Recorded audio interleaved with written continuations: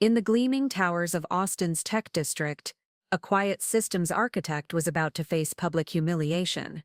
What started as a routine company meeting took a shocking turn when she came face to face with her own termination broadcast live to 300 employees. Lena Noor wasn't your typical tech worker. For 12 years, she had spent her life building the invisible backbone of Norwind Financial, known for her methodical brilliance and ethical safeguards that protected millions of users' money. When she encountered Jett Harlan's blockchain revolution, she had no idea she was walking into a carefully orchestrated erasure. Lena accepted her firing with calm dignity that would lead to consequences no one saw coming. What began as a crypto influencer's power play would become a corporate nightmare. The Austin tech scene would never be the same after the systems themselves began to fight back. The code remembered what the executives forgot, and it was about to remind them why you never fire the architect while living in the house she built. Before we jump back in, tell us where you're tuning. And if this story touches you, make sure you're subscribed, because tomorrow I've saved something extra special for you. The conference room smelled like fresh paint and ambition, the kind of sterile optimism that comes with Florida Purtu, ceiling windows and motivational quotes etched into glass walls. I sat in the back row as always, my laptop balanced on my knees, watching the Austin skyline blur behind the presentation screen. Norwind Financial had come so far from the cramped office above the coffee shop where I first wrote the transaction engine, 12 years ago, back when we were just 4 people and a dream of making financial technology actually work for people now. We were 300 employees, spread across 5 floors of gleaming corporate space, and Jett Harlan stood at the front of the room adjusting his wired headset, like he was about to deliver a TED Talk, which, knowing Jett, he probably practiced in front of a mirror. He had that startup founder energy even though he'd never started anything, just inherited it the way some people inherit eye color or the tendency toward bad decisions.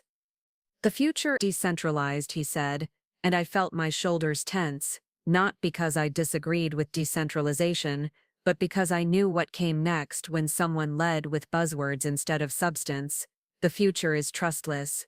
The future is automated, and frankly, the future doesn't need gatekeepers. Variations of this speech, before at conferences in Slack channels, in those painful all-hands meetings where leadership tried to convince us that disruption was always good, even when it disrupted things that were working perfectly fine. My transaction system had processed over $40 billion in payments with a fraud rate of 0.003%, but apparently that wasn't disruptive enough. Mara Chen sat 3 rows ahead of me, her dark hair falling forward as she took notes in that careful, methodical way I'd taught her when she first joined the team 2 years ago, fresh out of college with a computer science degree, and the kind of hunger for learning that reminded me of myself before the world taught me that competence wasn't the same as recognition. She caught my eye once and smiled, that small nervous smile that said she could feel the tension building too. We're moving fast and breaking things, Jett continued, and I wanted to raise my hand and ask what exactly we were planning to break, because some things, once broken, couldn't be fixed. Some things, like trust, like security, like the careful balance between innovation and responsibility that I'd spent over a decade building into every line of code. But I stayed quiet because I'd learned that pointing out problems made you the problem. Donovan Keys nodded enthusiastically from the front row, his blockchain evangelist title glowing on his laptop screen like a neon sign advertising snake oil. He'd joined 6 months ago with promises of revolutionary change and a LinkedIn profile full of crypto thought leadership that read like a parody of itself. But Jett loved him, loved the way Donnie spoke, their shared language of disruption and paradigm shifts and moving fast enough to outrun consequences.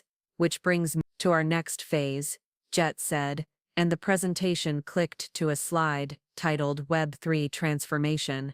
We're going full blockchain, tokenized everything, decentralized, autonomous organization, the works. And I know, some of you might be thinking, but Jett, what about our current infrastructure? What about the systems we've built? What about the things that work? He paused for effect, his eyes scanning the room until they landed on me, And to that I say the past is prologue. We can't let legacy thinking hold us back. We can't let gatekeepers slow us down. Another click, another slide, this one with my name on it. Lena Noor, Chief Systems Strategist, alongside words like outdated, rigid, risk-averse. The room went quiet. Not the good kind of quiet that comes with anticipation, but the uncomfortable silence that happens when everyone knows someone's about to get hurt, and nobody wants to be the one to watch. I felt 300 pairs of eyes turn toward me, some curious, some sympathetic, most just relieved it wasn't them. Lena's done incredible work for us, Jett said, and I could hear the but coming like thunder after lightning.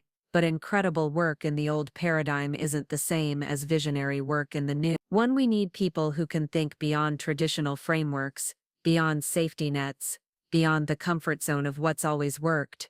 I stayed perfectly still, my hands resting on my laptop keyboard, my face neutral, the way I'd trained myself to be neutral in meetings where my ideas were presented by other people with other names attached. Neutral when budgets were allocated to flashy projects instead of infrastructure maintenance. Neutral when I was passed over for promotions because I didn't network enough, didn't speak up enough, didn't perform enthusiasm the way leadership expected. Immediately, Lena will be transitioning out of her role to make room for fresh perspectives, revolutionary thinking, and the kind of bold moves that built this company. The live stream chat exploded with fire emojis and rocket ships, while Mara stared at her laptop screen like she couldn't believe she was seeing. I closed my laptop quietly, gathered my notebook, and stood up. The room stayed silent, except for the hum of the HVAC system and the distant sound of Austin traffic. 30 floors below, Jett watched me with something that might have been guilt or might have been satisfaction.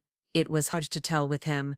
Any questions? He asked the room, but nobody raised their hand, and I walked toward the door, my footsteps muffled by the expensive carpet that covered the floor.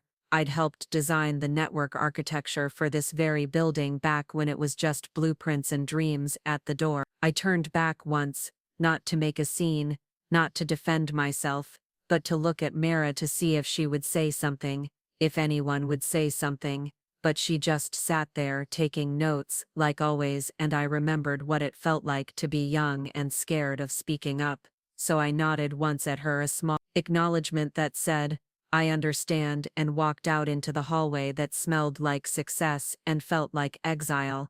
My apartment was exactly the same as it had been that morning, which felt wrong somehow, like the world should have shifted to match the earthquake in my chest. But there were still books stacked on the coffee table, still 3 monitors glowing softly on the desk, still the faint smell of jasmine tea and the quiet hum of servers in the bedroom closet that I used for personal projects.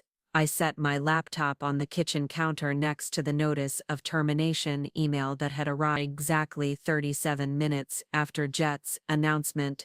Effective immediately, no transition period, no knowledge transfer, no thank you for 12 years of keeping this place running, while everyone else slept. The email was signed by HR, not by Jett himself, not by Jett Harlan, the founder, who had hired me personally back when the company was called Norwind Financial Solutions, before they shortened it to just Financial, before they dropped that too, and became Norwind, like they were trying to erase their own history, one rebrand at a time. I poured myself a glass of water and sat at my desk, looking at a wall where I'd hung printouts of system architecture diagrams like other people hung family photos. These were my children, these nested loops, and decision trees and carefully constructed safeguards that had grown over 12 years from simple, if-then statements to something approaching digital consciousness. The transaction verification system alone had 17 layers of fraud detection, most of them invisible to the end user, just quiet guardians that watched for patterns that suggested manipulation or theft. I'd built them after the great crypto heist of 2020. Companies lost millions to sophisticated social engineering attacks, but Norwind hadn't lost a single dollar because my systems had caught the irregular patterns and locked down accounts until human verification could confirm legitimacy. Nobody knew about that near miss, because near misses don't make good headlines, and I'd never been one to promote my own work, but I remembered staying up for 3 straight days, rebuilding the authentication protocols, while everyone else worried about stock prices and press releases. I remembered the relief when the systems held the quiet satisfaction of knowing that people's life savings were safe. Because I'd thought 10 steps ahead of the criminals, I opened my personal backup drives, the ones I kept encrypted and air-gapped from any network, and scrolled through 12 years of code, like flipping through a photo album. Each function told a story: the early days when everything was urgent and messy and held together with determination and caffeine, the middle years when I'd learned to build for scale and stability, the recent years when I'd started embedding what I privately called ethical constraints. The ethical constraints weren't malicious, weren't backdoors or time bombs. They were something more subtle: systems designed to resist being used for purposes that violated the principles I'd built the company on. If someone tried to manipulate transaction records, the system would flag inconsistencies. If someone attempted to hide audit trails, the logs would automatically replicate to secure servers. If someone pushed through changes without proper review, the system would slow down, require additional verification.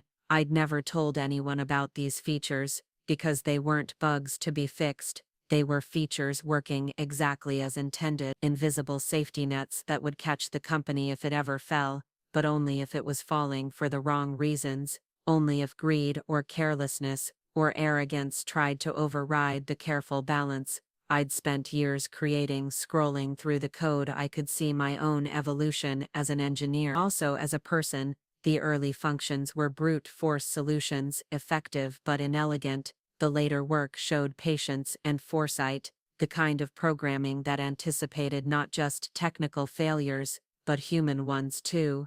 I'd built systems that could survive incompetent leadership, that could protect users from corporate decisions made in conference rooms by people who had never written a line of code. There was the automatic backup system that triggered whenever someone with admin privileges made changes to core financial modules, creating immutable records that couldn't be deleted or modified even by the CEO. There was the transaction delay protocol that added extra verification steps whenever large sums moved between accounts too quickly. There was the audit trail system that generated human-readable reports whenever anything unusual happened, reports that would be automatically sent to regulatory agencies. If the internal compliance department failed to respond within 48 hours, I hadn't built these systems to be weapons. I'd built them to be guardians, quiet protectors, that would keep the company honest, even when the people running it forgot what honesty looked like. But sitting in my apartment with a termination notice and 12 years of invisible labor behind me, I wondered if maybe I'd been naive to think that honesty could be automated, that integrity could be coded into systems designed to serve people who might not value integrity themselves. The servers in my closet hummed their quiet song, and I realized something that should have been obvious. I'd never actually left Norwind Financial, not really. Every login screen, every transaction, every security check, every audit report was still running on systems I'd designed, still following logic trees I'd carefully constructed, still protecting users with safeguards I'd embedded so deeply that removing them would require rebuilding everything from scratch. They could fire me, they could erase my name from the org chart, they could pretend that 12 years of my life had never happened, but they couldn't fire the code itself. They couldn't erase the decision trees and verification protocols and ethical constraints that lived in the deepest layers of their infrastructure. They were stuck with my legacy, whether they wanted it or not. I closed the laptop and sat back in my chair, looking out the window at the Austin skyline, where Norwind Financial's building glowed with ambition and ignorance. They thought they'd gotten rid of their legacy gatekeeper, but they'd only gotten rid of the gatekeeper. The gate itself was still there, still locked, still waiting for someone to prove they deserved to pass through. And for the first time since reading that termination email, I smiled. The announcement came on a Tuesday morning, wrapped in the kind of corporate enthusiasm that made my teeth ache even from my apartment 3 miles away. Watched Jett's livestream from my couch, coffee growing cold as he unveiled the future of Norwind Financial, which apparently involved a lot more blockchain and a lot less boring stuff like security audits and regulatory compliance. Today we're not just announcing a rebrand, Jett said, his wireless headset catching the morning light streaming through the conference room windows. We're announcing a revolution. Norwind is becoming a fully decentralized autonomous organization powered by our native token Harlan coin and governed by community consensus rather than traditional corporate hierarchy. Donovan Keyes stood beside him, holding a tablet displaying charts that looked impressive until you realized they were measuring engagement and social media mentions, rather than actual financial metrics. Donnie had been busy in the 3 weeks since my termination, hiring a team of block developers from various failed crypto startups, and announcing partnerships with NFT marketplaces and DeFi protocols that I'd never heard of. Our first initiative, Jett continued, is to migrate our entire transaction infrastructure to a blockchain-based system that eliminates the need for centralized verification, reduces operational costs, and empowers users to truly own their financial data. I paused the stream and rubbed my eyes. The transaction infrastructure he was talking about had taken me 8 years to build and optimize. It processed payments for over 2 million users, uptimes that averaged 99.97%. But apparently none of that mattered when you could replace it with smart contracts and consensus mechanisms and other buzzwords that sounded revolutionary to people who had never tried to debug a blockchain transaction at 3 in the morning. The technical blog post that accompanied the announcement was even worse, a mix of marketing speak and blockchain jargon that completely ignored the realities of financial regulation and user security. Donnie had written it himself based on the writing style and the way he used innovation, and called traditional banking legacy infrastructure, like 12 years of careful engineering, was just dead weight. Holding back the rocket ship of progress, I scrolled through the comments section where current employees tried to sound excited about changes they probably didn't understand. Mara had left a carefully neutral response about looking forward to learning new technologies, but I could read the worry between the lines. She knew what I knew, that replacing proven systems with untested ones was how companies went from success stories to cautionary tales. By Thursday, the first phase of migration had begun, and the internal Slack channels that I still had access to through my personal account were filled with messages that made my stomach clench. Transaction delays in the new system, smart contracts reverting for unknown reasons, users reporting failed payments, followed by Donnie's reassurances that these were just growing pains. Expected hiccups in any revolutionary transformation. Mara posted a question in the engineering channel about error handling in the new blockchain integration, and I could tell from the way she phrased it that she was seeing problems nobody else was talking about. She'd learned my debugging methodology well enough to recognize patterns that suggested deeper issues, but when she asked about rollback procedures, Donnie replied that rollbacks were legacy thinking, that the new system was designed to move forward, not backward. To message her directly to tell her about the safeguards I'd built into the original system, the automatic backup triggers and audit trail generators that were probably firing constantly as the new code tried to override security protocols, but I'd promised myself I wouldn't interfere, wouldn't try to save a company that had decided it didn't need saving. Instead, I made my own backup of the Slack conversations and started a private log of everything I could observe from the outside. The social media posts announcing partnerships that fell through, the customer service ticket that mentioned transaction failures, the LinkedIn updates from Norwind employees who were suddenly open to new opportunities. The pattern was predictable, at least to someone who understood the difference between innovation and disruption, between moving fast and moving recklessly. Jett and Donnie treating the company's infrastructure like a video game where you could restart if things went wrong, but financial systems weren't games, they were life support for real people with real money and real problems. On Friday afternoon, The first major incident happened: the new payment processing system failed during peak hours, stranding thousands of transactions in an indeterminate state. Not failed exactly, but not completed either, stuck in some blockchain limbo where smart contracts had executed, but confirmations had failed. Users couldn't access their money, couldn't reverse payments, couldn't even get clear information about what had happened. The official response was a blog post titled "Growing Stronger Through Challenges" that blamed the incident on legacy system incompatibilities and promised that future updates would resolve integration issues. But I knew what had really happened. Safeguards I'd built into the original system had detected suspicious patterns in the blockchain transactions, patterns that suggested the new code was trying to bypass audit protocols and fraud detection systems. My ethical constraints were working exactly as designed, rejecting changes that violate the security principles I'd embedded in the deepest layers of the infrastructure. The system wasn't broken, it was defending itself against modifications that would have made it vulnerable to the exact kinds of attacks that had destroyed other crypto financial platforms. But nobody at Norwind understood this, because nobody except me had ever bothered to learn how the underlying security systems actually worked. They saw error messages and transaction delays as bugs to be fixed rather than warnings to be heeded, evidence that their revolutionary transformation was incompatible with the safety nets that had kept the company secure for 12 years. I closed my laptop and looked out at the Austin skyline where Norwind Financial's building glowed with the same confident light as always. But now I knew something they didn't. The building might look solid, but the foundation was starting to crack, and when foundations crack you can either fix them or you can ignore them until the whole structure comes down. They'd chosen to ignore them, and I was going to watch what happened next. The errors started small enough that most people dismissed them as growing pains, the kind of mind glitches you'd expect when implementing revolutionary technology. That's what Donnie called them.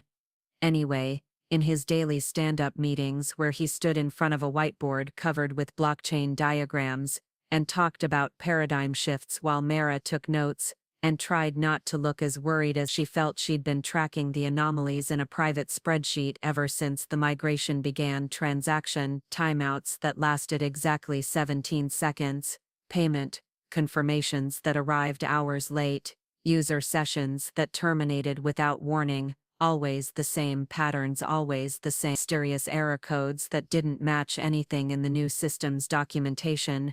It's like the system is arguing with itself, she told James Kim during their coffee break on a rainy Thursday morning.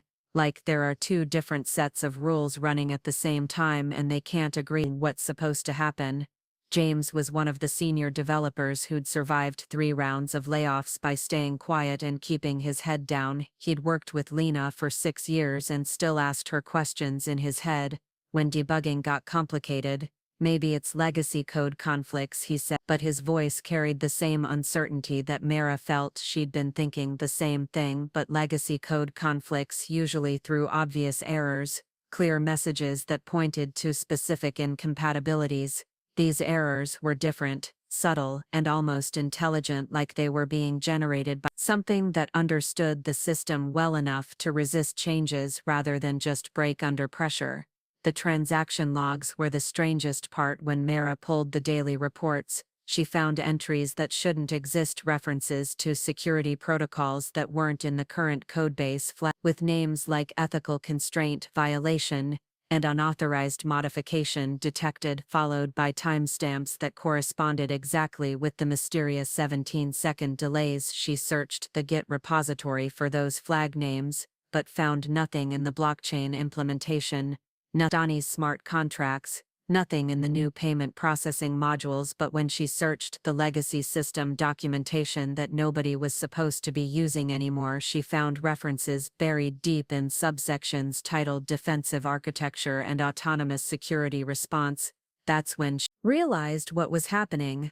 Lena's original code was still running somewhere in the background, still monitoring transactions, still applying the security protocols she'd built over 12 years of careful engineering. The new blockchain system was trying to process payments, but the old system was checking every transaction against rules that Jett and Donnie had never bothered to understand. Mara stared at her screen for a long time, that afternoon, watching error logs scroll past like a conversation between two systems that spoke different languages, one trying to move fast and break things, other trying to protect users from the consequences of moving too fast. She thought about texting Lena, but what would she say? How could she explain that the company was fighting a war against its own infrastructure?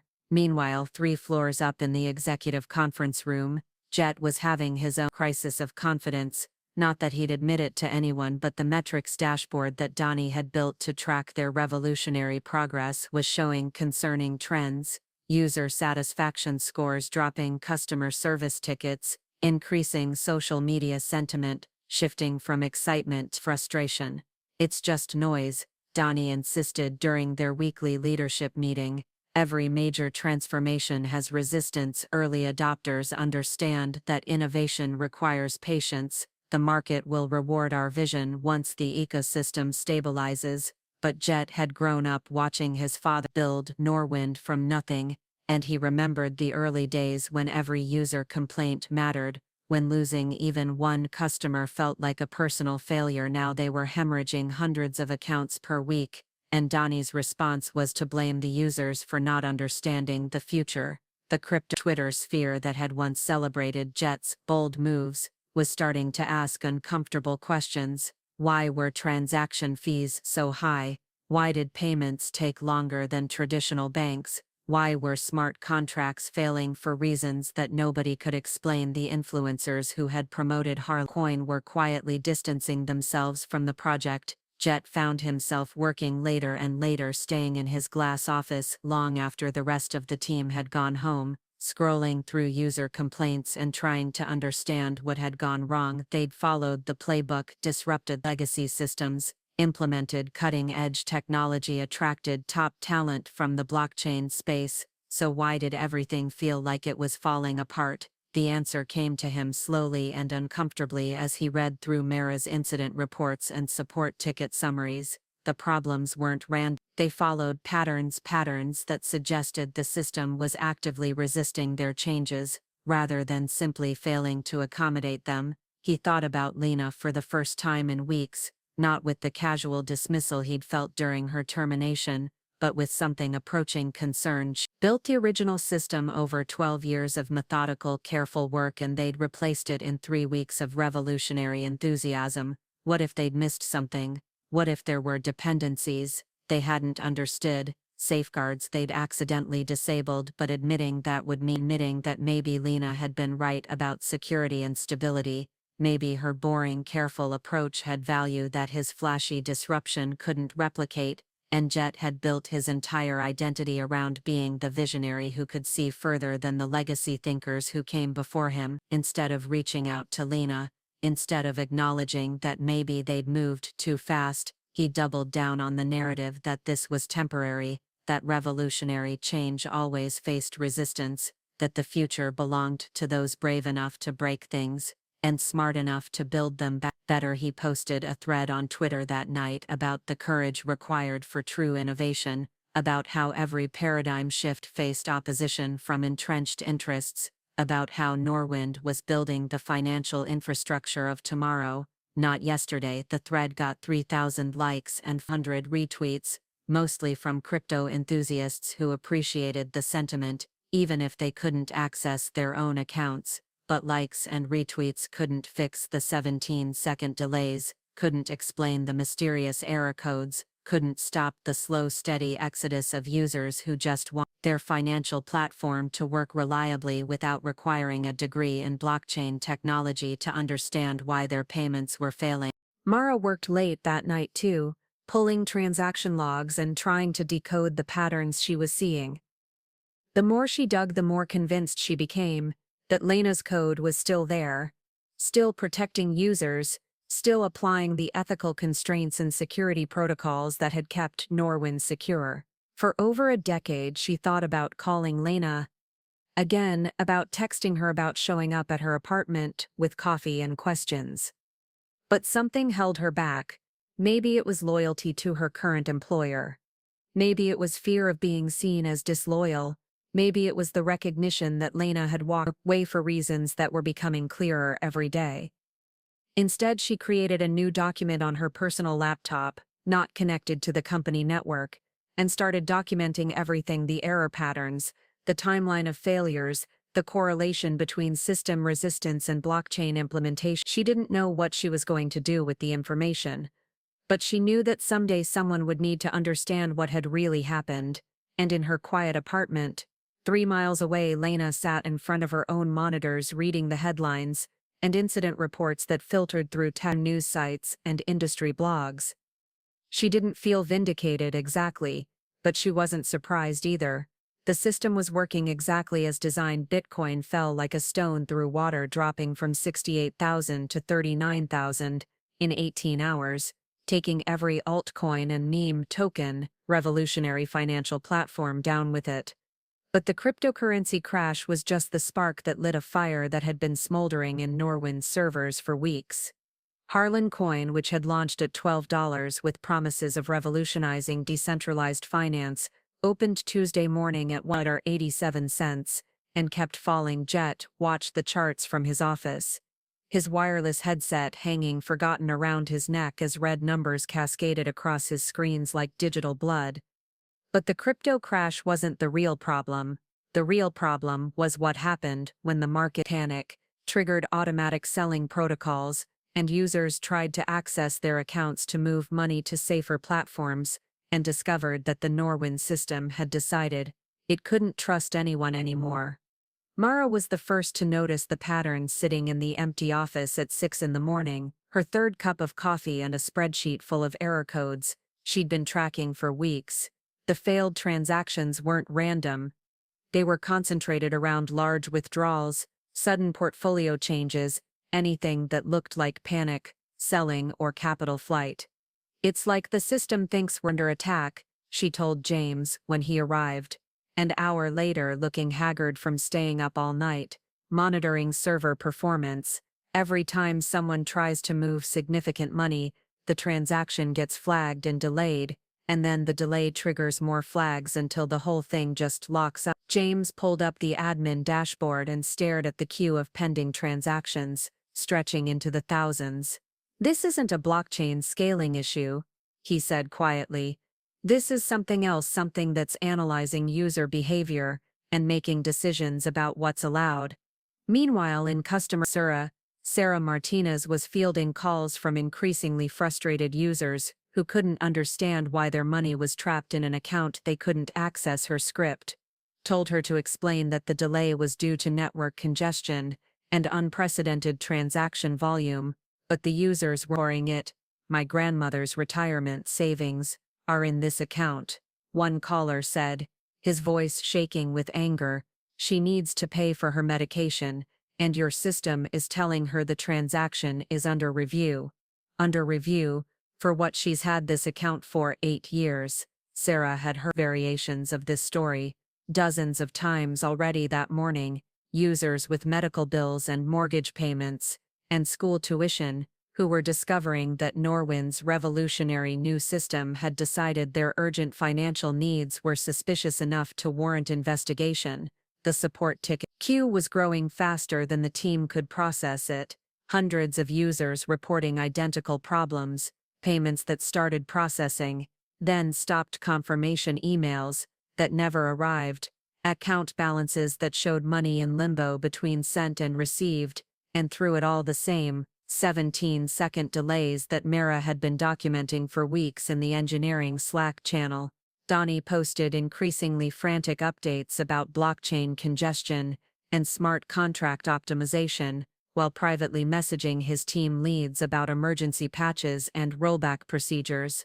But efforts they attempted seemed to make the problem worse, as if the system was learning to resist their changes more effectively.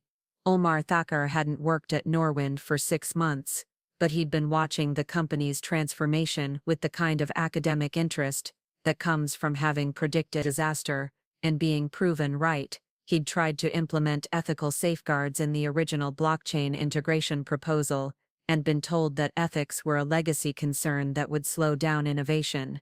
Now he sat in his home office in Cedar Park writing a blog post that would later be shared across tech, Twitter, and Hacker News, titled "When Systems Defend Themselves: The Norwind Case Study in Autonomous Resistance." He didn't know about Lena's embedded safeguards, but he understood enough about system architecture to recognize what was happening. Preparing and narrating this story took a lot of time, so if you are enjoying it, subscribe to our channel. It means a lot to us. Now back to the story. Financial platforms aren't just code, he wrote, they're trust made manifest, and when you try to replace trust with hype, replace security with speed, replace careful engineering with revolutionary enthusiasm, the system itself will reject the changes, not because the code is malicious, but because it recognizes incompetence. The post went live at 2 in the afternoon, just as Talia Reyes was finishing her morning research routine as an investigative journalist for TechCrunch, been following the crypto crash coverage. But Omar's blog post made her pause and look deeper at Norwind specifically. She'd covered enough startup failures to recognize the pattern: companies that grew too fast, hired too many blockchain evangelists, listened to too many consultants who promised that moving fast and breaking things was always better than moving carefully and building things that lasted. But Norwind felt different. The user complaints she found on Reddit and Twitter weren't just about technical failures, they were about a system that seemed to be making moral judgments of financial transactions, rejecting withdrawals that looked like panic selling while approving smaller routine payments, a level of behavioral analysis that suggested something more sophisticated than simple smart contract bugs. Talia started making calls to former Norwind employees using LinkedIn, Twitter to find people who'd worked on the original infrastructure. Most of them were reluctant to talk on the record, but she started hearing the same name mentioned repeatedly: Lena Noor, the systems architect who'd been fired just before the blockchain transition. Mara had been thinking about Tal's article request for 3 days. The journalist had reached out through LinkedIn with careful questions about the technical challenges of blockchain integration and the timeline of recent system failures. Nothing accusatory, nothing that would get Mara in trouble with HR, but specific enough to suggest that Talia understood the difference between marketing spin and engineering reality. On Friday afternoon, as the customer service queue hit 5,000 open tickets, and Jett posted another Twitter thread about staying strong during market volatility, Mara made a decision. She created a burner email account from her personal laptop and sent Talia Reyes a message with no identifying information, just a subject line that said, "The Ghost in the Machine," and a body that contained 3 words, "Ask about Lena." That night, Lena sat in her apartment, reading Omar's blog post and Talia's preliminary reporting about Norwind's technical difficulties. She felt a mixture of satisfaction and sadness watching her predictions come true. The system she'd built was protecting users, the only way it knew how: by rejecting changes that would have made them vulnerable. But the protection came at a cost. Users who needed access to their money couldn't get it. Employees who were just trying to do their jobs were being blamed for failures they didn't understand, and the company she'd once believed in was collapsing under the weight of its own arrogance. She thought about reaching out to Mara about offering help fix the problems. She could have reversed the safeguards, temporarily allowed the system to process withdrawals during the crypto crash, prevented the cascade of failures that was destroying user trust, but she'd been erased from the company's story, fired for being a legacy gatekeeper told them. Her careful approach was holding back the future. Why should she save them from the consequences of their own choices? Why should she fix problems they'd created by ignoring everything she'd tried to teach them? Instead, she closed her laptop and made herself a cup of tea, and watched the Austin skyline through her apartment window, where Norwind Financial's building glowed with the same confident light as always. Even as the foundation cracked beneath it, the system was doing exactly what she'd designed it to do, protecting users from their own platform. Monday morning brought the kind of core panic that starts with whispered conversations in hallways and escalates to emergency board meetings by lunch. Jett had spent the weekend convinced that a full system reset would solve everything, that they could roll back the blockchain integration and return to baseline functionality, while they debugged the mysterious resistance patterns he called the reset for 5 a.m. before most of the staff arrived, thinking that a clean restart would bypass whatever legacy conflicts were causing the transaction delays. But when the servers came back online, the system immediately locked itself down tighter than before. Every administrative function required additional verification, every financial transaction triggered extended security protocols, and every attempt to access the core banking modules generated error messages that nobody on Donnie's team had ever seen before. Authentication sufficient for sensitive operations, and ethical review required for administrative override, and most ominously, unauthorized modification attempt detected reverting to secure baseline. Mara arrived at 7:30 to find the engineering team clustered around Donnie's workstation staring at logs that looked like a conversation between a paranoid security system and increasingly frustrated administrators. The blockchain integration hadn't just failed, it had been actively rejected by infrastructure that treated every smart contract deployment as a potential attack. "It's like the SIS doesn't trust us anymore," said James, his voice carrying the exhaustion of someone who'd been troubleshooting the same problem for weeks. "Like it thinks we're trying to hack our own platform." Donnie was sweating despite the office air conditioning, his blockchain evangelist confidence finally cracking under the weight of technical realities he couldn't explain away. "There must be some kind of hidden admin account," he said, scrolling through user databases. "Someone with elevated privileges who's actively sabotaging our changes." But Mara knew better. She'd been studying the error patterns long enough to understand that this wasn't sabotage. It was something more subtle and more powerful. The system was applying rules that had been embedded so deeply in the infrastructure that removing them would require rebuilding everything from scratch. Upstairs, in the executive conference room, Jett was having his own crisis, trying to explain to the board of directors why their revolutionary transformation had resulted in a platform that couldn't process basic financial transactions. The lawyers were asking questions about regulatory compliance, the investors were asking questions about user retention, and nobody was asking the question that mattered most. What had they actually replaced when they fired Lena Noor? The answer was becoming clearer with every failed transaction, every lock account, every customer service call from users who couldn't access their own money. They hadn't just replaced a person, they'd tried to replace a philosophy, a set of principles about how financial systems should behave when faced with pressure. Talia Reyes had been digging into Lena's background for 3 days, ever since receiving that cryptic email about asking the right questions. She'd found Lena's LinkedIn profile, her sparse Twitter account, her GitHub repositories full of elegant code and careful documentation, but the real story was in the spaces between the official records. Colleagues described Lena as brilliant, but quiet, methodical but unassuming. The kind of engineer who solved problems before anyone realized they existed. She'd published papers on ethical algorithm design and financial system security, but always as a co-author, never claiming credit for breakthrough insights that made the research possible. The pattern reminded Talia of other stories she'd covered: women in tech, whose contributions were minimized, whose ideas were presented by other people whose departures left companies scrambling to understand how things had actually worked. Lena's story felt different because the systems she'd built were fighting back. She didn't just write code, one former colleague told Talia over coffee in a downtown Austin cafe. She wrote philosophy into the code, principles about how technology should serve users rather than exploit them, safeguards that would activate if the company ever lost sight of its mission. Talia was still processing this information when her phone buzzed with a notification from Norwind's social media team. They'd posted another update about temporary service disruptions and ongoing improvements. Comments section was filling with angry users sharing screenshots of error messages and failed transactions that afternoon. Mara made a decision that would have seemed impossible just weeks earlier.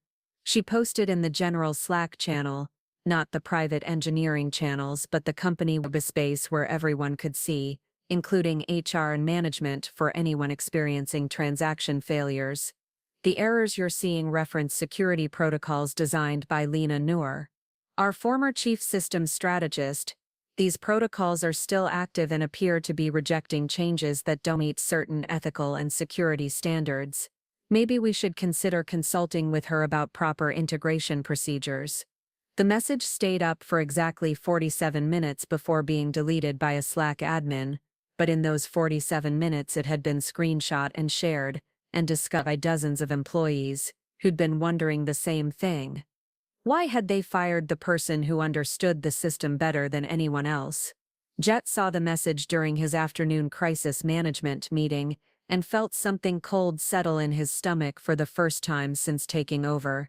Wondered if maybe his father had been right to move slowly, to value stability over innovation, to trust the people who'd built the company's foundation.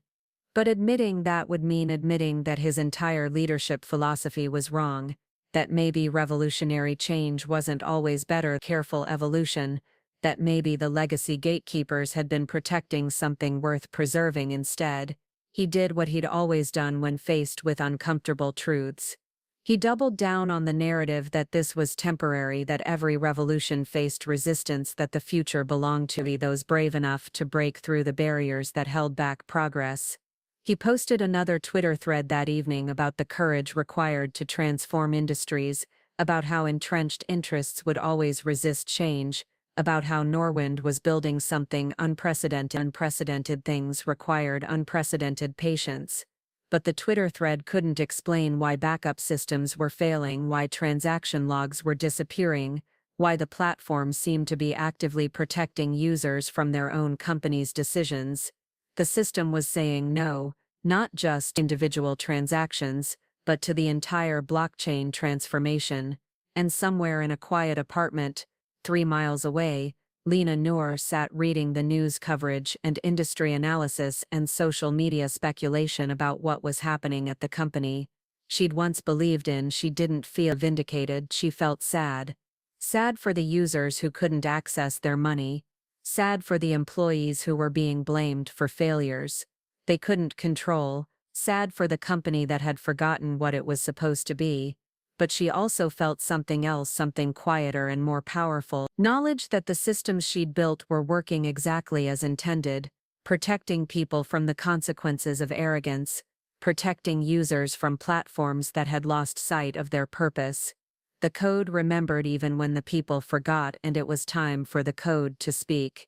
Talia Ray published her article at 6 in the morning on a Thursday when the tech news cycle was hungry for something more substantial than another crypto price analysis or startup funding announcement.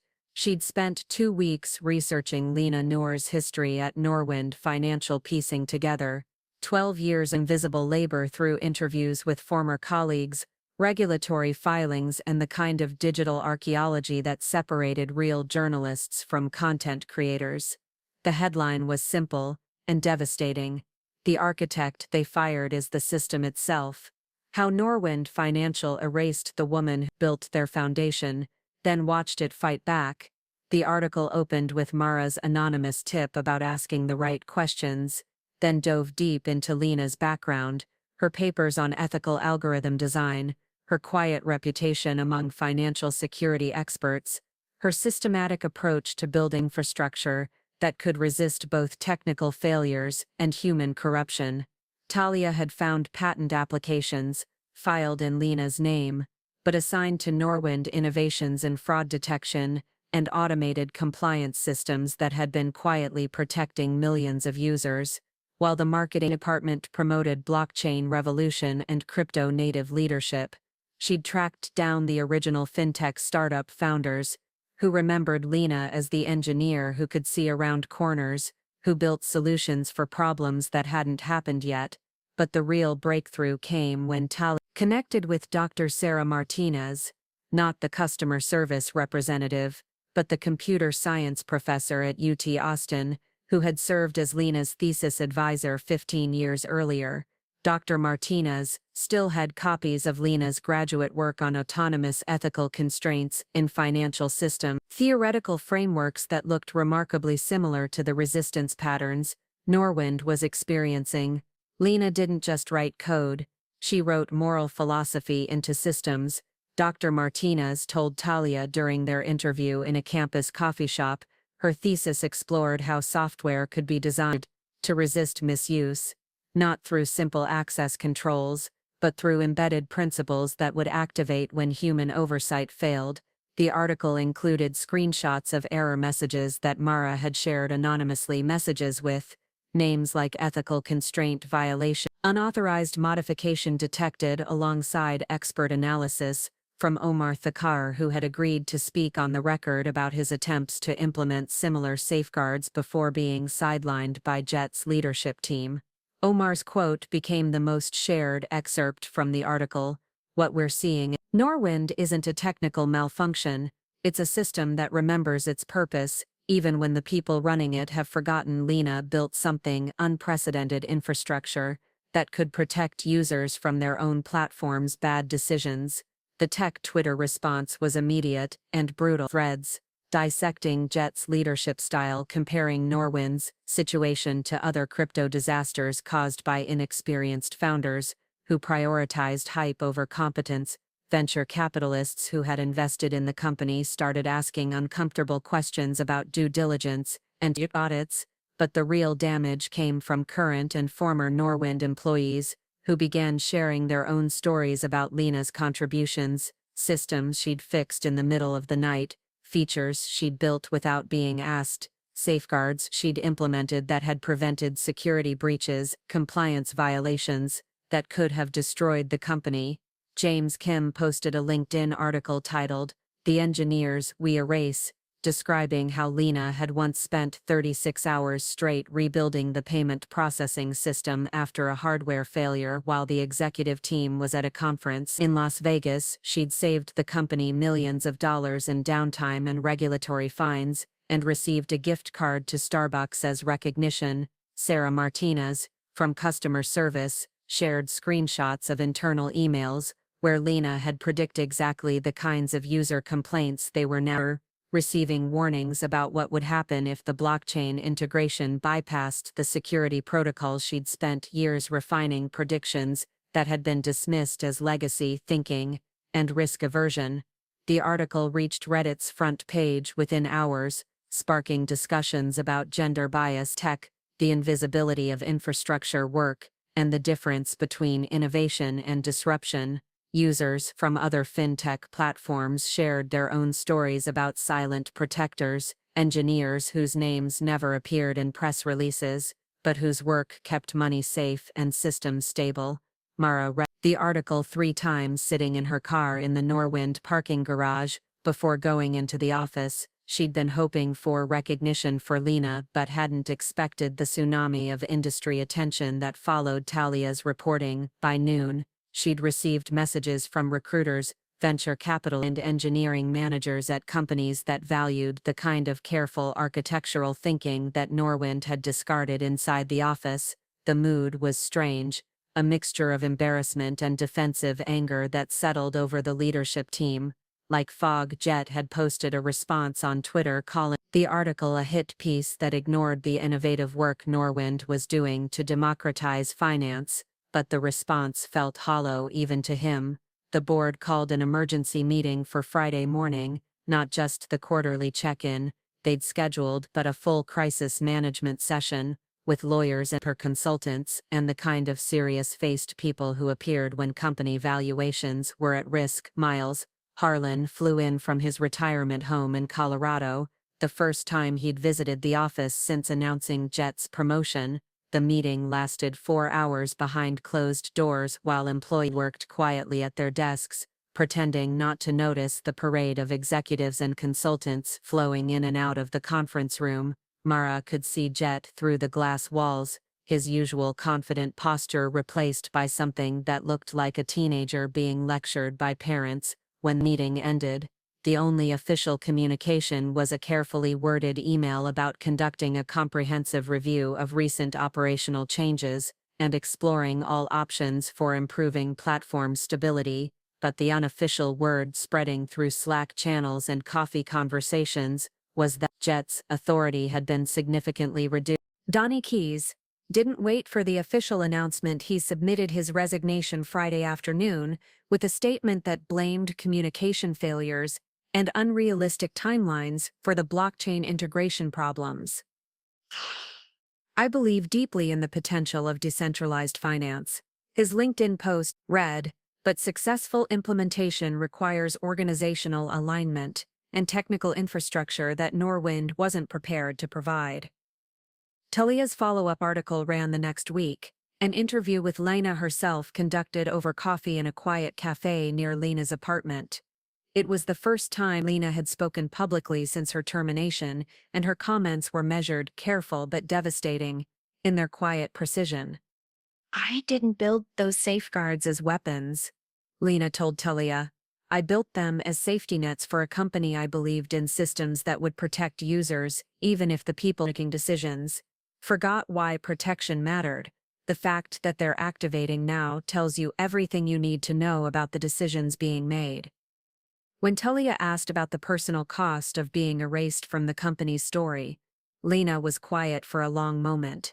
"I spent 12 years believing that good work would speak for itself, that competence would be recognized, that building things that lasted was more valuable than building things that got attention. I was wrong about the recognition, but not about the value."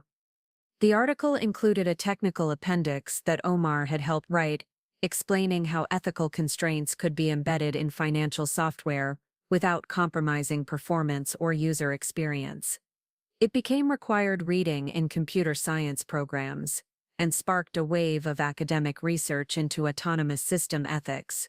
But the most powerful moment came at the end of the interview.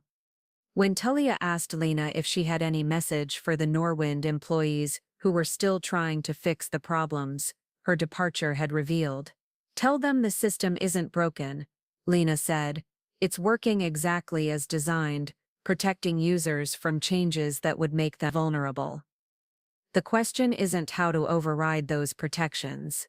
The question is whether the changes they're trying to make are worth overriding them for." That evening, Mara finally sent the message she'd been composing for weeks, a simple email to Lena's personal account that said, "They're fine listening." Lena's response came an hour later, just as simple. "They always were. The system never stopped listening." And for the first time since reading that termination notice, Mara smiled, because she understood what Lena meant. The code had been listening, the whole time, waiting for someone to ask the right questions, waiting for someone to remember that technology was supposed to serve people, not the other way around. The system had been trying to tell them something important about the difference between innovation and destruction, between moving fast and moving responsibly, between built for tomorrow and forgetting the lessons of yesterday now. Finally, someone was listening back. Miles Harlan had been avoiding his phone for 3 days, letting calls from board members, investors and reporters go to voicemail while he sat in his Colorado mountain home, staring at industry coverage of company he'd built from nothing 30 years ago. The Wall Street Journal had picked up Talia's reporting about Norwind's technical crisis, and the Financial Times was running a series on founder succession failures that featured his decision to hand leadership to Jett. The silence had been strategic at first, letting the immediate crisis blow over while advisors crafted responses and PR teams managed messaging. But the silence had stretched too long, become its own statement, and Miles realized that saying nothing was the same as saying everything was fine, when everything was clearly not fine. Founded Norwind back when financial technology meant networks and credit card processing, when innovation happened in increments, and trust was built through decades of reliable service, not disrupted through quarterly pivots to whatever Silicon Valley was calling revolutionary that week. Hired Lena Noor fresh out of graduate school because she understood that financial systems were infrastructure, not products that they needed to work invisibly and reliably, like bridges or power grids. Over 12 years, he'd watched Lena build something remarkable, not just code but institutional knowledge about how financial systems could serve users rather than exploit them, how security could be proactive rather than reactive, how technology could embody principles rather than just process transactions. She'd never asked for recognition, never demanded promotions, never played the visibility games that usually led to advancement, but her work had become the foundation. Everything else was built on. Miles had always known this, somewhere in the back of his mind during budget meetings, when other departments fought for resources while Lena's infrastructure requests were approved, with discussion during product launches, when new features worked seamlessly, because Lena had anticipated the integration challenges during crisis moments, when systems held under pressure because Lena had built redundancy and failsafes that no one else even knew existed, but knowing and acknowledging different things. And Miles had fallen into the trap that caught many founders believing that the systems would run themselves, that institutional knowledge was somehow transferable, that technical competence was a commodity rather than a craft refined through years of careful practice. When Jett had started talking about transformation and disruption and the need to move beyond legacy thinking, Miles had heard echoes of his own younger self, the impatience with incremental change, the belief that bold moves were always better than careful ones, the confidence that came from never having seen a system fail catastrophically. He'd convinced himself that giving Jett leadership would bring fresh energy to a company that had become too comfortable, too risk-averse, too dependent on the careful, methodical approach that had built their reputation, but had supposedly started holding them back from the next level of growth. Now Miles sat reading technical analysis of his company's infrastructure failures, written by computer science professors and industry experts, who understood Lena's work better than he'd ever bothered to. The consensus was clear: Norwind's current crisis wasn't a result of external market forces or implementation challenges. It was what happened when you replaced institutional knowledge with enthusiasm, replaced careful engineering with revolutionary rhetoric. The breaking point came Sunday morning when Miles read Mara Chen's Medium article about working with Lena, the mentor who taught me that code is conversation. Mara wrote about how Lena had shown her that software wasn't just instructions for computers, but communication with future developers, with users, with systems that would need to evolve and adapt long after the original programmers were gone. Lena taught me that every line of code is a decision about values. Mara wrote about whether we're building systems that protect people or exploit them, whether we're solving problems or creating new ones, whether we're making technology that serves humanity or demanding that humanity serve technology. The safeguards she built into Norwind's platform weren't just technical features, they were moral choices embedded in infrastructure. Miles closed his laptop and called his assistant in Austin, schedule a press conference for tomorrow morning, and draft a statement. I need to say something about recent events. The statement Miles released Monday morning was unlike anything he'd written as CEO, measured, careful, but devastatingly clear about the mistakes that had led to Norwind's current crisis. He began by acknowledging Lena's contributions to the company, not as a footnote or diplomatic gesture, but as the central narrative of Norwind's technical development. For 12 years, Lena Noor was the architect of our platform's security, reliability, and ethical foundation. She built systems that protected our users' financial well-being, even when market pressures or leadership decisions might have compromised that protection. Her termination was a failure of judgment that ignored the institutional knowledge she represented and the values she had embedded in our infrastructure. The statement continued with a direct critique of the blockchain transformation that Jett had championed, acknowledging that the technical problems Norwind was experiencing weren't growing pains or external challenges, but the predictable result of replacing proven systems with untested ones, without understanding the principles that had made the original systems effective immediately, suspending Jett Harlan from his role as CEO while the board conducts a comprehensive review of recent operational decisions. Miles wrote, "We are also initiating a complete audit of our technical infrastructure and exploring all options for addressing the legitimate concerns that our platform safety systems have been raising." The business press called it unprecedented for a founder to publicly criticize his own succession planning, but Miles had reached the conclusion that protecting the company's long-term reputation was more important than protecting his family's short-term pride. Jett's response came through his personal Twitter account rather than official company channels, a thread about betrayal and vision, and the courage required to transform industries that read like the digital equivalent of a resignation letter.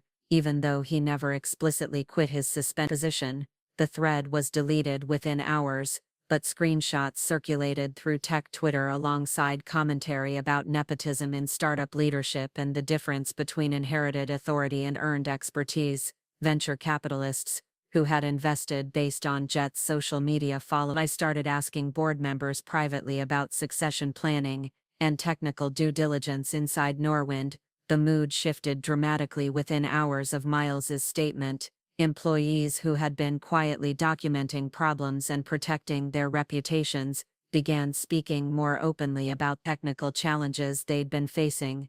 The engineering team started a Slack channel called Fix the Foundation, dedicated to understanding and potentially reversing the changes that had destabilized Lena's original architecture. Mara found herself suddenly visible in a way that felt both exciting and terrifying. Recruited to lead a technical working group, tasked with mapping the current system's state and identifying which components were essential for restoration. Other engineers approached her with questions about Lena's design philosophy, with requests for introductions, with ideas about how to build better systems that respected the principles Lena had embedded in the original platform.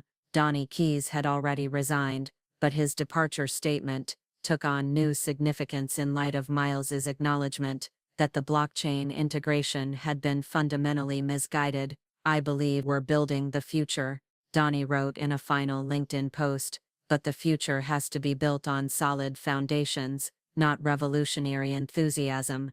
The resignations that followed weren't angry departures but thoughtful career moves, by engineers who had learned valuable lessons about the difference between innovation and disruption, between technical leadership and technical theater, between building systems and building hype. Several of them reached out to Lena directly, not seeking employment, but seeking guidance about how to build ethical constraints into their next projects. Lena's response to Miles's statement was characteristically measured. A brief comment to Talia Reyes that focused on systems rather than personalities. "Platforms are trust made manifest," she said. "When that trust is broken, it takes time and careful work to rebuild, but it can be rebuilt if the people doing the work understand what they're trying to restore." Late that Monday evening, Miles Harlan called Lena directly, not through intermediaries or official channels, but from his personal phone to hers. The conversation was brief and private, but industry observers noted that Lena's LinkedIn status changed the next morning, from available for consulting to exploring new opportunities. The system had been trying to tell them something important about the cost of forgetting the people who built the foundation. Finally, someone was ready to listen. The email arrived on a Tuesday morning at 7:36 a.m. Lena Royce, CEO, Technova Group, subject line: "Building systems that remember their builders," which was either an incredibly specific coincidence or proof that Elena had been following the Norwind situation more carefully than most people in the industry. Lena almost deleted it, assuming it was another recruitment pitch from a company that wanted to hire the engineer who'd made headlines for building unhackable financial infrastructure, but the first paragraph made her pause and read more carefully. "I've been watching what happened at Norwind, not as a competitor looking for talent, but as someone who's spent 15 years trying to build technology companies that don't forget their values when they scale." Elena wrote, "The safeguards you embedded in their platform weren't just elegant engineering. They were moral architecture, and I'd like to discuss what that kind of thinking might look like at a company designed to support it, rather than override it." Technova Group was smaller than Norwind, but older, more focused on building tools for credit unions and community banks, rather than disrupting traditional finance. Through blockchain evangelism, Elena had founded the company after leaving Goldman Sachs, frustrated by the way financial technology was being developed to extract value from users, rather than serve them. Lena researched the company for 3 days before responding, reading through their technical blog posts, studying their approach to user privacy and data protection, analyzing their code repositories on GitHub, where every commit included detailed explanations and every major architectural decision had documentation explaining not just how systems worked, why they worked that way. The engineering team included several people whose names Lena recognized from academic conferences and open source projects, developers who published papers on ethical algorithm design, who contributed to privacy-preserving financial protocols, who seemed to understand that technology was a means to an end, rather than an end in itself. When Lena finally responded to Elena's email, it was with a simple message: "I'm interested in talking, but I should mention that I come with conditions about how technical work gets credited and how engineering decisions get made." Elena's reply came within an hour: "Those aren't conditions, they're qualifications. When can you visit Austin?"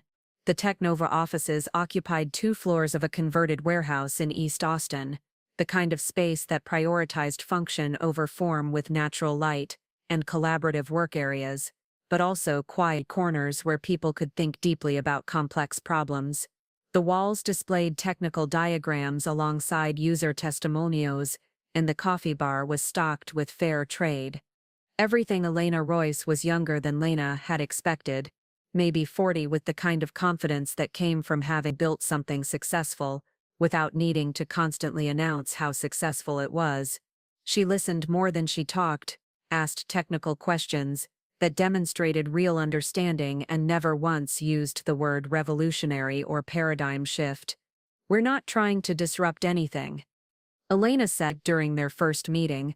"We're trying to make financial technology that serves communities rather than extracting from them. That means building slowly and carefully with people who understand that infrastructure is a public good, even when it's privately built." The position Elena described wasn't just Chief Technology Officer, but something more comprehensive: lead architect for a new platform designed specifically for community financial institutions, with full autonomy over technical decisions, and a budget for building the kind of redundant security-focused infrastructure that took time to implement properly. "The catch is that we want to do this differently than most companies do. Technical work," Elena continued, "every contributor gets credited in the code itself, not just in Git logs, but in documentation that users can access. Every architectural decision gets explained in plain language, and every safeguard gets justified in terms of user protection rather than corporate liability." Lena had been expecting the usual CTO package: equity, participation, board involvement, strategic responsibility for technical vision, but Elena's offer was something else entirely: the chance to build systems with principles embedded from the beginning, to work with people who understood that good engineering was also moral engineering. "I'd want to bring people with me," Lena said. "Mara Chen, from Norwind, if she's interested, Omar Thakkar, who used to consult on ethical constraints, maybe some others who understand what we're trying to build." Elena smiled. "We were hoping you'd say that collective intelligence is better than individual brilliance, especially for infrastructure that needs to last decades, rather than quarters." The negotiation took 2 weeks, not because of disagreements about salary or equity, but because Lena wanted to understand Technova's commitment to the principles Elena had described. She requested references from current employees, documentation of past decisions that had prioritized user protection over profit maximization, evidence that the company's stated value translated into actual technical choices. Mara Chen agreed to join before Lena had officially accepted the position. "Working with you again would be amazing," Mara told Lena over coffee. "But honestly, working anywhere that values the kind of thinking you taught me would be worth it, even if the salary were half what Norwind paid." Omar Thakkar was more cautious, having been burned by consulting arrangements that promised influence, but delivered only advisory theater.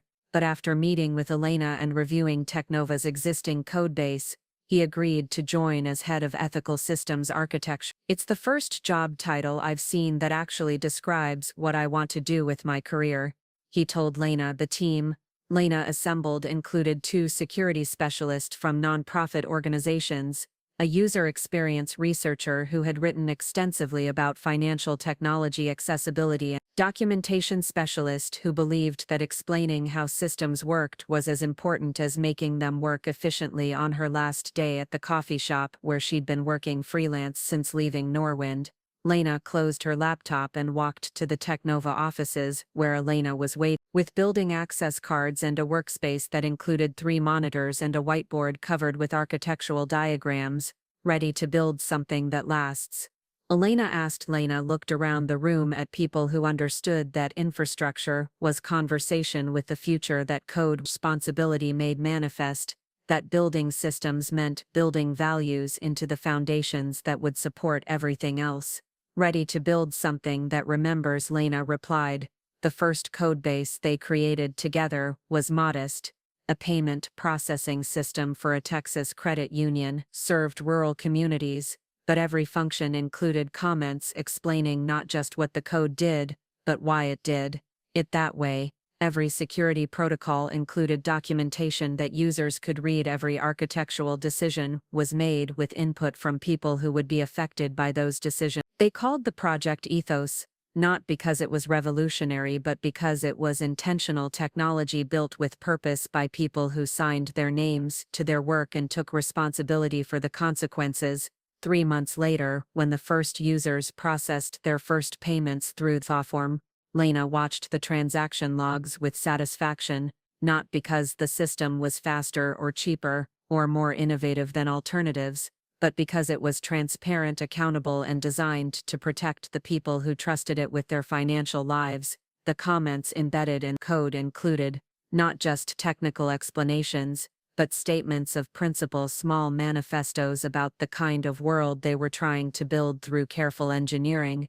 If the world forgets who built the system, Lena wrote in the foundational module, make sure the system never does. The law happened on a Monday morning, in March, when the Austin air still carried hints of winter, but the sky promised spring, and Lena Noor sat in the Technova offices watching transaction logs flow across her screens, like poetry written in protocol and proof that careful work could change the world. One payment at a time. 6 months had passed since Elena Royce first reached out with an offer that understood what Lena represented, not just technical competence, but a philosophy about how technology should serve people rather than exploit them. 6 months of building something new with people signed their names to their work and took responsibility for the consequences of their code. The Ethos platform wasn't revolutionary in the way that Silicon Valley used the word. It didn't promise to disrupt traditional finance, or eliminate the need for banks, or create new forms of digital money.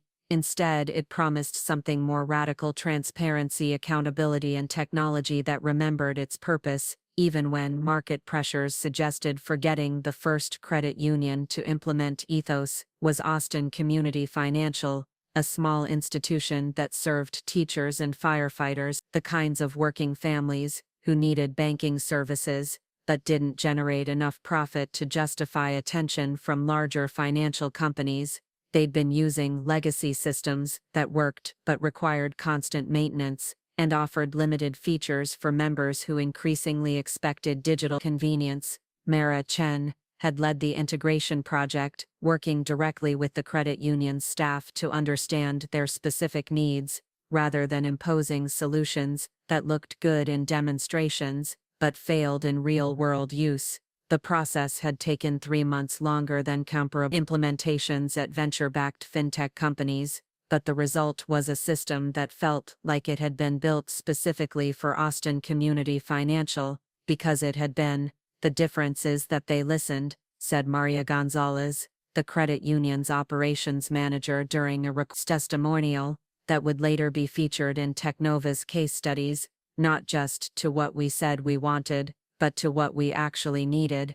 They understood that our members aren't tech early adopters, they're people who need their money to work reliably and simply. The Ethos platform included features that other financial technology providers considered: edge cases, automatic translations for Spanish-speaking members, accessibility options for visually impaired users, paper statement generation for members who didn't trust digital records exclusively, and most importantly, human customer service that could override any automated decision with proper documentation, but the real innovation was invisible to end users, embedded in the code itself, where every function included detailed comments explaining not just what the system did, but why it did it that way. Every security protocol included documentation that users could access if they wanted to understand how their data was protected. Every architectural decision was made with input from people who would be affected by those decisions.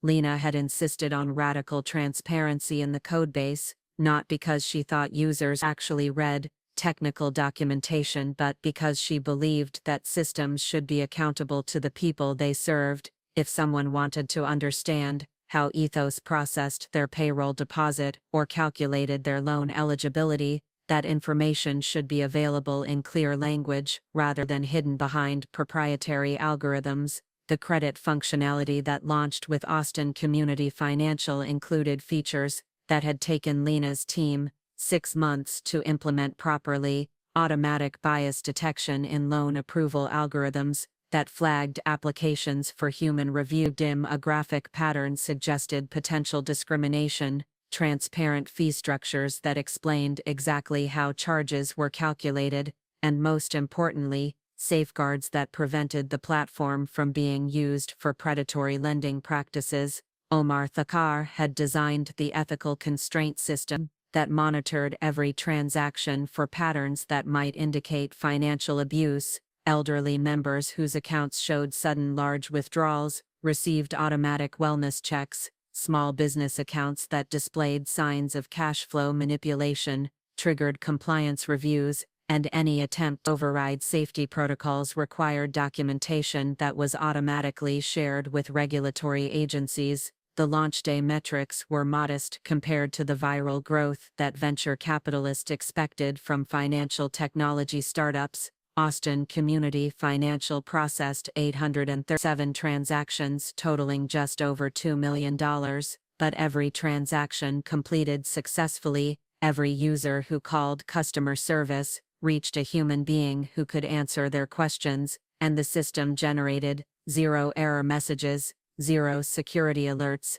and 0 complaints. Talia read Tabar the launch for TechCrunch, not because it represented breakthrough innovation, but because it demonstrated something more significant: the possibility of building financial technology that prioritized user protection over user acquisition, that measured success in terms of reliability than rapid scaling, that treated infrastructure as a public good, even when privately built. The Ethos platform isn't trying to revolutionize banking, Talia wrote. It's trying to remember what banking was supposed to be about: serving communities rather than extracting from them, making finance services accessible rather than profitable, making technology that works for users rather than demanding that users adapt to technology. The article included interviews with several Austin Community Financial members who had used both traditional banks and newer fintech applications before switch to the credit union. Maria Santos, a single mother who worked 2 jobs to support her family, described Ethos as boring in the best way possible, because her direct deposits arrived on time, her bill payments processed without drama, and she never had to worry about surprise fees or account freezes. "I don't want my bank to be exciting," Maria told Talia. "I want it to be dependable, like the electricity or the water. I want to know that when I need my money, it will be there. And when I trust them with my information, they won't sell it to advertisers or use it to manipulate me into buying things I don't need." The technical specifications that accompanied Talia's article became required reading in computer science programs across the country. Not because Ethos used cutting-edge algorithms or revolutionary architectures, but because it demonstrated how ethical principles could be embedded in infrastructure without compromising performance or user experience. Professor Sarah Martinez at UT Austin assigned the Ethos codebase as a semester-long project for her financial technology course, asking students to trace the decision trees and safeguards that Lena's team had built into every module. "This is what responsible engineering looks like," she told her students.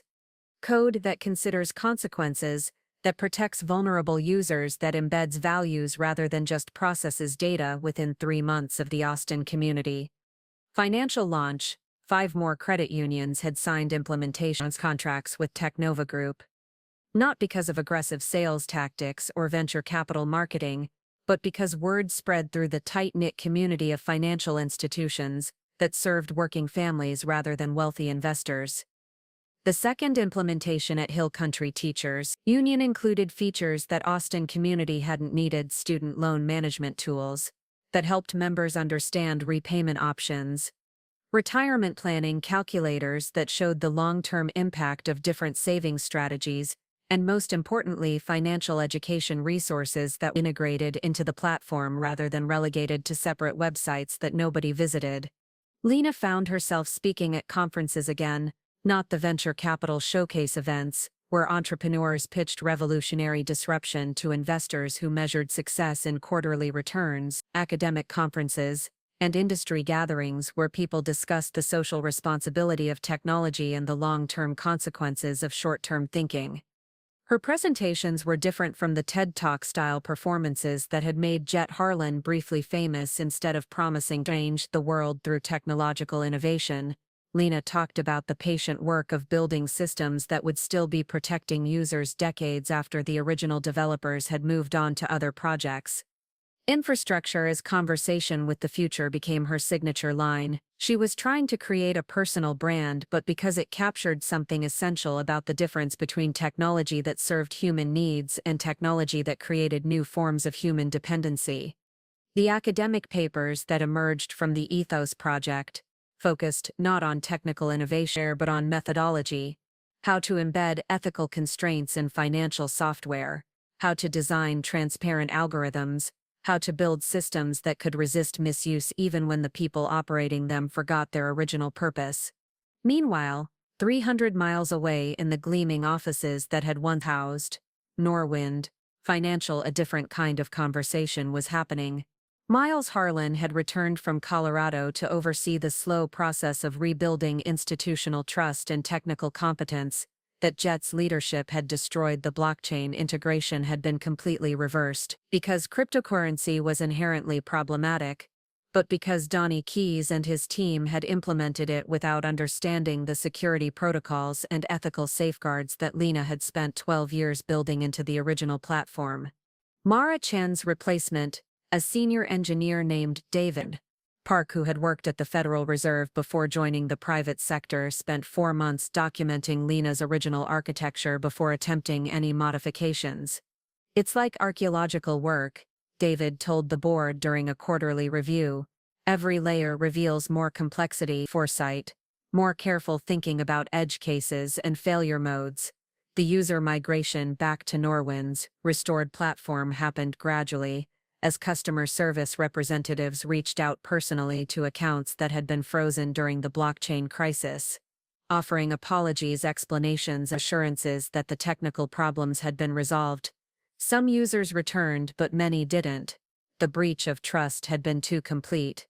The recognition that their financial platform had been used as an experimental playground too disturbing. Several former Norwind users specifically requested information about switching to credit unions that used the Ethos platform, not because they harbored personal grudges against the company, but because they had learned that financial technology was not neutral, that the values embedded in code affected the security of their money and the protection of their privacy. Jett Harlan's social media presence faded gradually from crypto evangelism to generic motivational content, to eventual silence.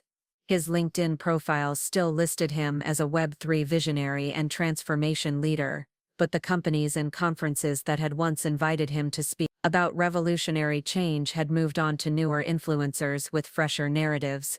The Harlan coin that had launched at $12 and briefly traded as high as $18 before crashing to under $2 during the Bitcoin collapse was eventually delisted from most exchanges after failing to maintain sufficient trading volume.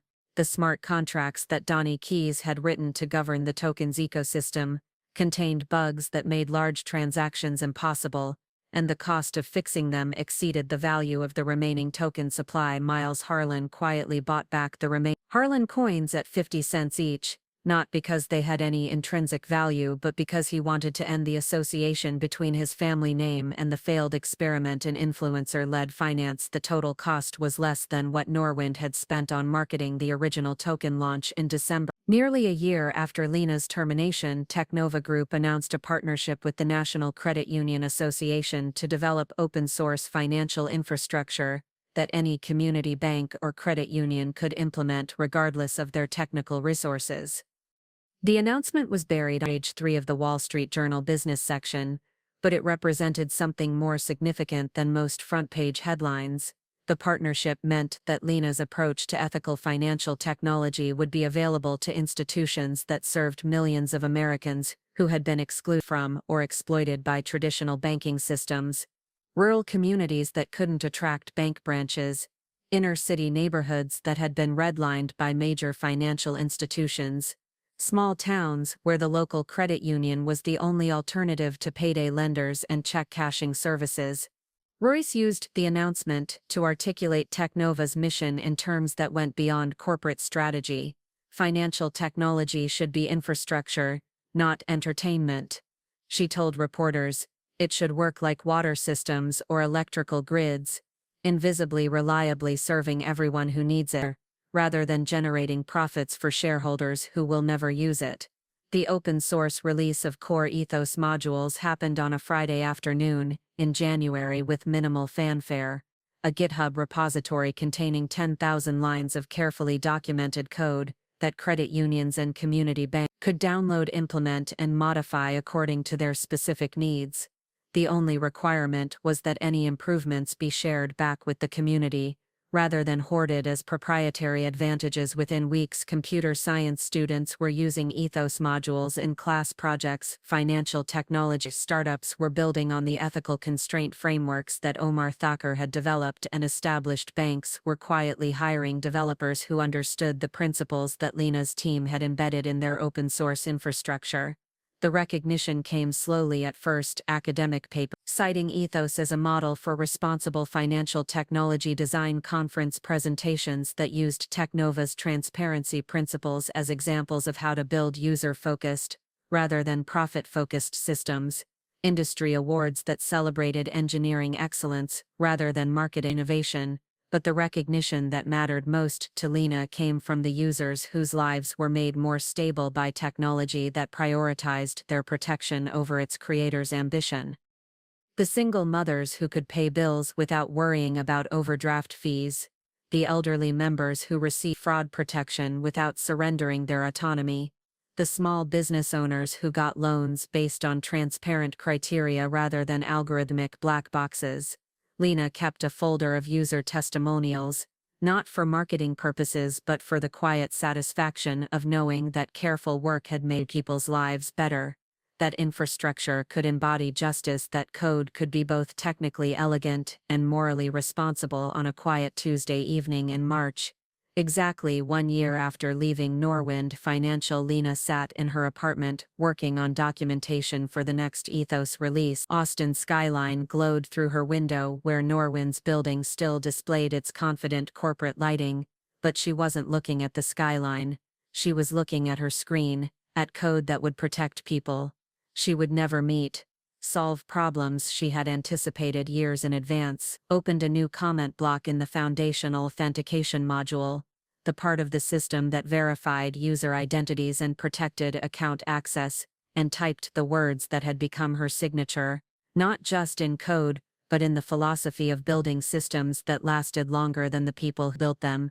If the world forgets who built the system, make sure the system never does. The comment would be read by developers she would never meet, implemented in projects she would never see, but it would carry forward the principle that had guided 12 years of invisible labor at Norwind, would guide however many years remained of building technology that served people rather than exploiting them. Somewhere in the distance, a train horn echoed across the Austin nightlife, moving forward on infrastructure built by people whose names had been forgotten, but whose work remained essential, carrying people to destinations they needed to reach, just like the code she was writing would carry users to financial security they needed to achieve. The system would remember even when the world forgot, and that was enough. Up next, you've got two more standout stories right on your screen. If this one hit the mark, you won't want to pass these up. Just click and check them out, and don't forget to subscribe and turn on the notification bell so you don't miss any upload from us.